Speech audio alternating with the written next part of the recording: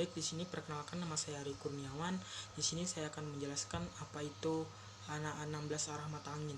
Nah, 16 arah mata angin itu ada utara, utara timur laut, timur laut, timur timur, timur laut, lalu timur, timur menenggara, tenggara, selatan menenggara, selatan, selatan barat, daya, barat daya, barat daya, barat, lalu ada barat laut dan utara barat laut. Nah, lalu di sini saya akan menjelaskan cara menggunakan kompas. Nah, kompas sebenarnya adalah alat bantu untuk menentukan suatu arah mata angin, yang dimana bagian-bagian kompas yang penting antara lain adalah yang pertama itu adalah dial.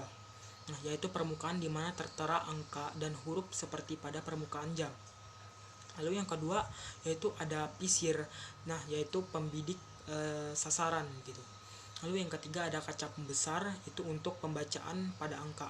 Nah, lalu yang keempat ada jarum penunjuk, yang dimana jarum penunjuk ini, lalu yang kelima ada tutup dial dengan dua garis bersudut 45. Nah, lalu ada 6 alat menggantung, dapat juga digunakan sebagai penyangkut ibu jari untuk menopang kompas pada saat membidik.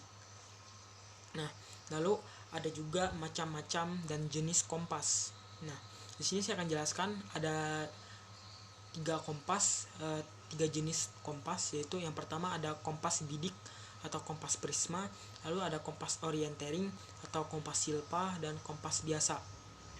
Nah, kompas bidik atau prisma itu fungsinya utamanya untuk mempermudah menghitung sudut sasaran bidik dari tempat atau benda tertentu.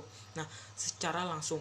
Nah, cara pemakaiannya itu dengan membidikkan kompas kita ke sasaran secara langsung, sekaligus membaca sudut dari sasaran tersebut. Nah, pada skala kompas, besar sudut yang dibuat oleh arah bidikan dan arah jarum utara itulah sudut sasaran atau bearing. Nah, kompas silpa atau orientering itu fungsinya utamanya untuk mempermudah dari perhitungan dan pembacaan pada peta secara langsung. Nah, badan atau pembungkus kompas silpa selalu dibuat transparan untuk mempermudah pembacaan peta yang dilakukan dan yang diletakkan di bawahnya. Lalu cara menggunakan kompas itu yang pertama, satu, letakkan kompas Anda, misalnya kompas kita di atas permukaan yang datar. Nah, setelah jarum kompas tidak bergerak lagi, maka jarum tersebut menunjuk ke arah utara magnet. Nah, lalu yang kedua, ada 2 bidik sasaran melalui pisir dengan kaca pembesar. Nah, miringkan sedikit letak kaca pembesar, misalnya kira-kira 50, di mana berfungsi untuk membidik ke arah pisir dan mengintai angka pada suatu dial tersebut. Nah, lalu yang ketiga ada apabila pisir yang diragukan karena kurang jelas dilihat dari kaca pembesar, nah lalu kita luruskan saja garis yang terdapat pada tutup dial tersebut ke arah pisir, yang dimana searah dengan sasaran bidik agar mudah dilihat melalui kaca pembesar, seperti itu. Nah, dalam pramuka juga tanda jejak selalu bersifat rahasia gitu. Nah, untuk membuat tanda jejak biasanya dapat dipakai dengan seperti batu, kayu, ranting, goresan, atau rumput dan sebagainya. Lalu kita akan lanjut ke tanda-tanda alam. Nah, kita tahu bahwa pramuka itu adalah pecinta dari pecinta alam atau pecinta lingkungan. Nah, karena terlalu cintanya, maka kita harus mengenal tentang alam dan tanda-tandanya. Nah, di sini saya akan menjelaskan pengenalan alam sekitar kita yang sering kita temui saat kita misalnya berkemah dan lain sebagainya. Nah, yang pertama itu ada kabut. Nah, kabut tipis di sini dan rata-rata membumbung tinggi ke atas, misalnya itu berarti kurangnya dari uap air di udara dan pertanda cuaca berarti akan selalu baik dan sebagainya. Nah, apabila kemarin tuh ada harinya hujan, cuaca terang benderang pada pagi hari bertanda buruk. Nah, pada hari itu pasti pada pagi hari bertanda buruk pada hari itu.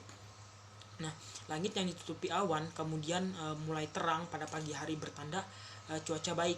Nah, sedangkan pasti kita melihat di gunung itu akan turunnya hujan. Nah, makanya di gunung itu kan banyak sekali angin-angin berhembusan atau hujan dan sebagainya. Lalu yang kedua itu ada awan. Nah, apabila angin diliputi awan yang tebal dan gelap, berarti akan turun hujan yang sangat deras di sini. Nah, lalu yang ketiga itu adalah matahari. Nah, apabila matahari terbit berwarna merah dan diliputi garis-garis awan yang kehitaman, bertanda ada hujan. Nah, apabila berwarna bersih dan terang, bertanda hari yang cerah gitu. Nah, yang keempat itu bisa kita kenali dengan tanda bintang.